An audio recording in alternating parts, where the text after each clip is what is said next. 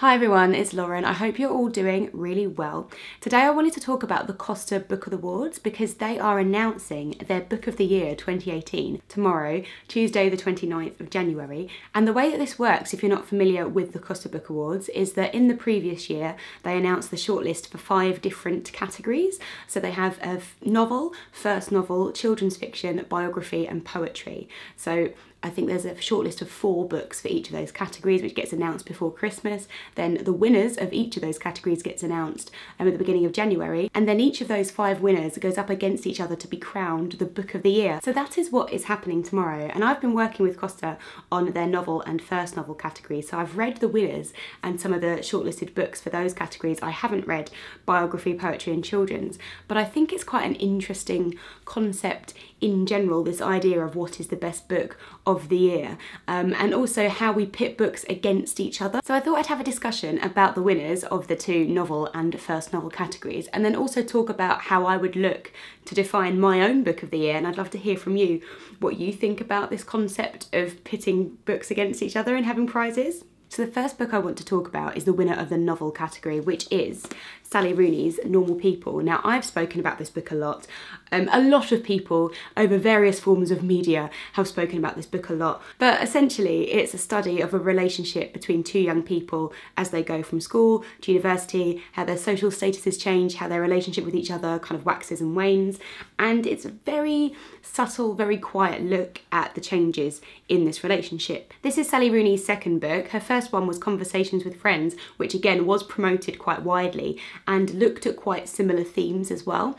Although I think in Normal People she really refines what she's doing, and it's how well observed her characters are, the quality of her writing, which for me really does it with this book. I did include it in my top favourite books of the year video that I read in 2018, and I do stand by that in terms of the best fiction that I think I read. I read a lot of good non-fiction last year, but fiction that was released last year, I think this might have been my favourite one.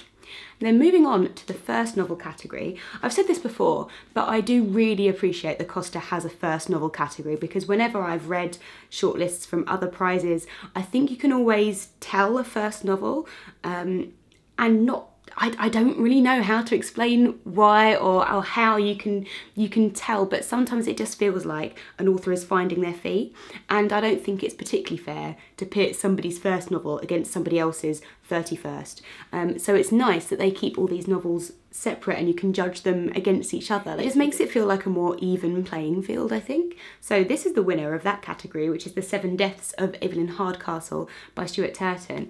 And I had not heard of this book last year, and I only read it because it was the winner of this category. So I will, you know, compared to something like Normal People, which has been in basically the front window of every single bookshop you can imagine, I hadn't heard very much about this book.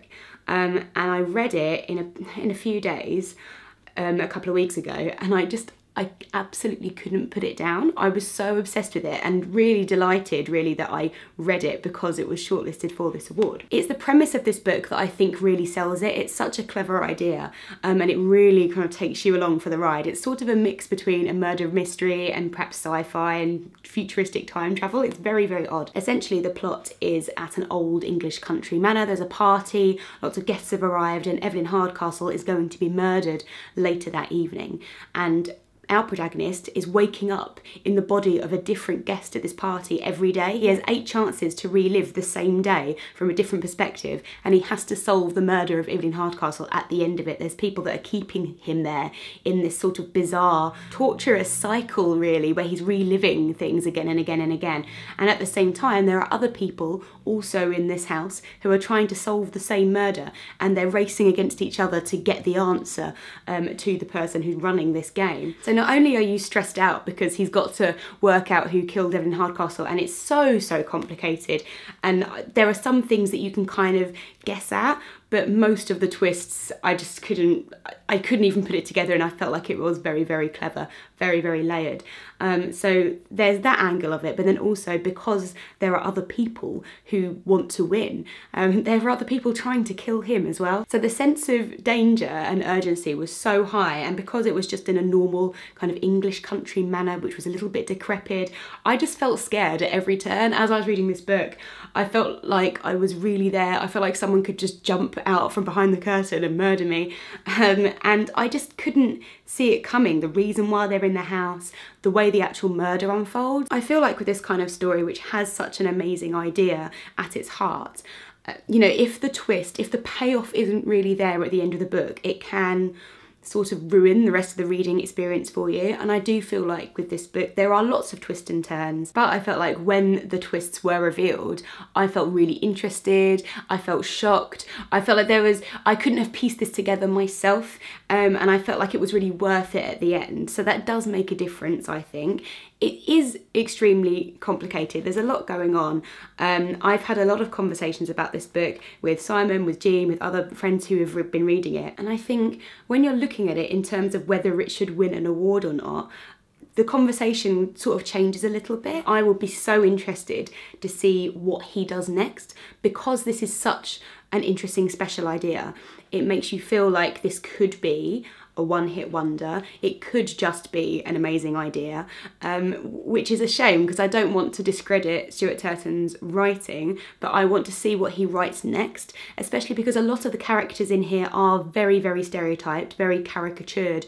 There's a lot of evil characters, and I think that's because this is a take on the Agatha Christie sort of old-fashioned murder mystery. To me, I feel like that's intentional, but it depends what he writes next, whether you can compare, you know, are all his books going to be like this? Which goes back to why I think it's so good that we have a first novel category, because I want to see where his writing goes. I don't think you can judge it solely on one book in this instance, which is quite an odd position to be in after reading it, I suppose, thinking about it.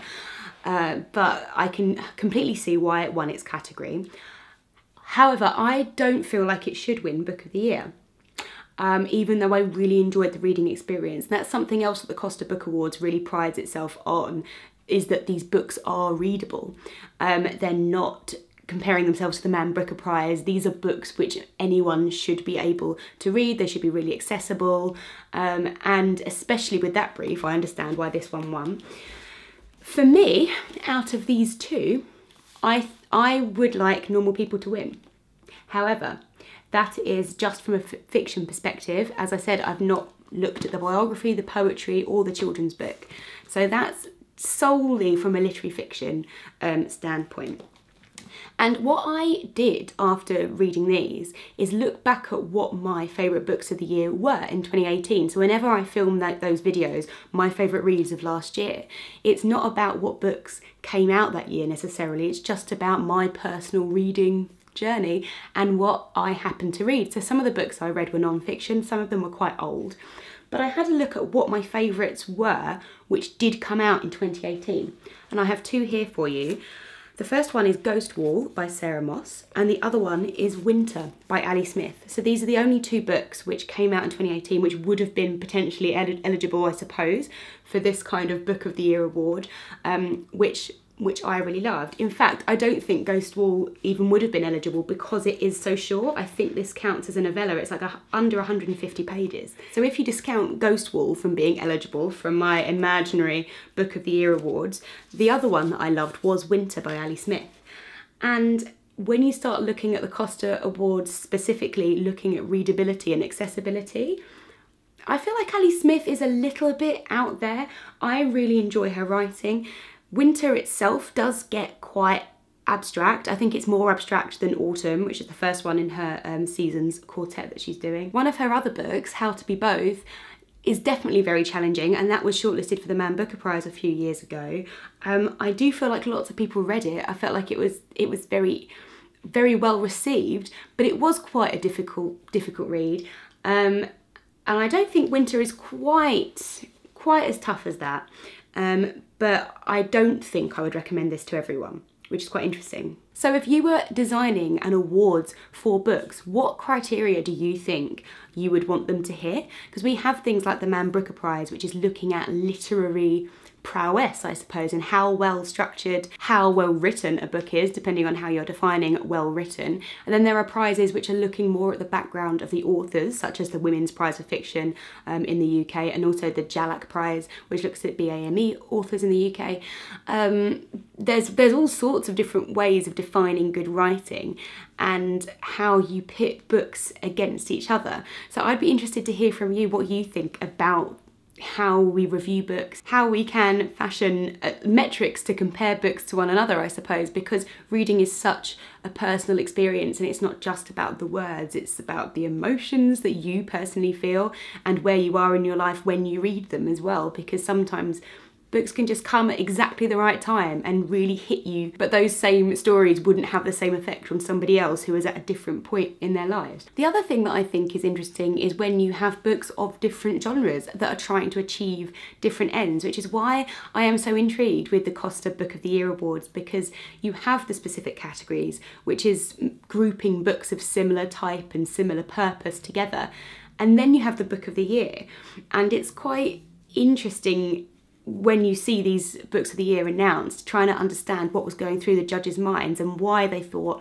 a poetry book was better than a biography, for example, and kind of, is it how well those books achieve their individual aims? Is that what you're comparing against them? Or are you saying, I actually just liked this first novel better than this children's book? You know, it's sort of, they all have different criteria. So again, I'd love to hear from you if you've read any of the books that were shortlisted for any of the Costa Book Awards categories this year. I'll leave a link in the description box below to the awards so you can check them out, because you might have read something and not even realised that it was shortlisted. Out of all of the books that did come out last year in 2018, what was your favourite read? Do you believe the hype around things like Normal People? Like, do you subscribe to that, or did you not enjoy it at all? Do you mostly read stuff that's classics, that's old? Do you pay attention to what's coming out each year?